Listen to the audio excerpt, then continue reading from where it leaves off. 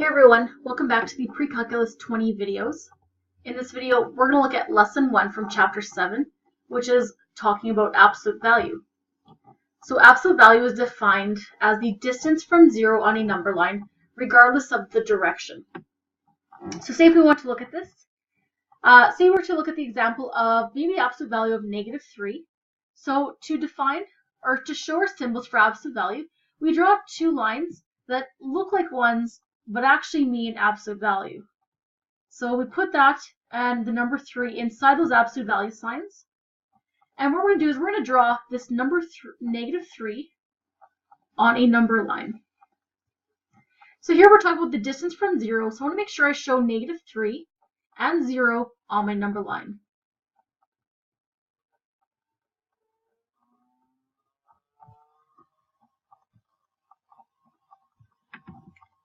So when I'm looking at the distance from 0, so 3 starts right, or -3 is right here, and then we can count the spots to get to 0. So if you notice, it goes once, twice, 3 times, so that distance is 3 spaces. So that means that the absolute value of -3 is just equal to +3. So essentially what the absolute value does is it takes the positive value of whatever number you're working with.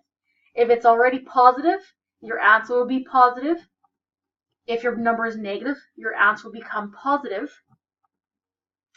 And so this one here kind of relates back to what we know from Science 10 about distance. So if you guys remember distance, that there is always a positive value. It is what we call a scalar quantity, so it's always going to be positive. So same thing here, absolute value is going to take that distance. So we're looking always at the positive value. So if we had the absolute value of -2, that would become positive to be +2. If there was the absolute value of 5, that would become +5. So it makes things positive. So we're going to look at examples 1, A, B, and C from your notes, and practice applying the order of operations. So when we're going to evaluate the following expressions, we're going to use BEDMAS to help us solve this.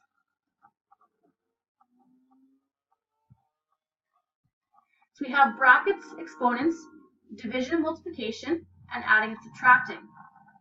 So where does absolute value fit into this? Well, it's going to act very similar to brackets. So we're going to fit it under that B symbol. So we're always going to apply the brackets whenever possible, or absolute value symbols whenever possible, before we do exponents, division, multiplication, or even adding and subtracting, if that's possible. So let's look at example A here. So here we have the absolute value of -4, subtract the absolute value of -3. So our first step here is to apply the absolute value or deal with those brackets. So the absolute value of -4 becomes +4.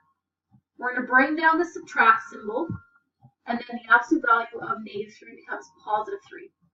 So notice here how it didn't change anything outside of the absolute value. It only changes what's inside here. So then we have 4 minus 3 becomes 1. Looking at our second expression here, we have 2 times the absolute value of -12 plus 8. And so this here behaves very similar to brackets, where if there's no operation between 2 and the absolute value symbol, we're going to assume that's multiplication. So working with this expression, we first have to simplify what's inside of your brackets. So we first have to go -12 plus 8. So we have 2 times the absolute value of -12 plus 8 is -4. Then we can apply those absolute value brackets, if I can call them absolute value brackets. So that becomes a +4. And remember, this here is multiplying with 2, so it's going to stay multiplying with 2. So it'll be 2 times +4, which will give us an answer of +8. Then looking at C here, we have the absolute value of 12 times -3 plus 5 squared. So using BEDMAS, we need to solve inside of our brackets first, or inside of our absolute value symbols, so we can deal with the multiplication and those exponents at the same time. So 12 times -3 is -36, plus 5 squared is 25. So remember, don't forget your absolute value symbols. And if you want to help, make sure that these don't look like ones. I make them a little bit bigger than the height of my actual numbers, so it's a little bit more recognizable as absolute value rather than the number 1. Anyway, so going back to this, we have -36 plus 25 gives us -11, and the absolute value of -11 is +11. So that is everything here for this video. So if you guys have any questions, make sure to come see me in class or text me on Remind 101. And thank you guys so much for watching.